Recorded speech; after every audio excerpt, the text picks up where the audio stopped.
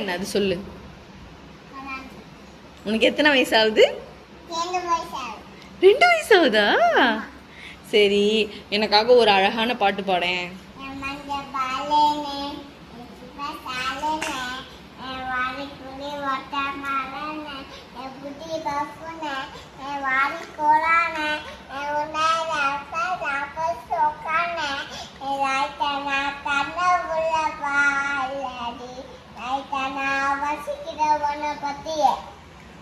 மண்டையில அழகுல அப்புறம் போடுறேன். அப்புறம் மினிக்கி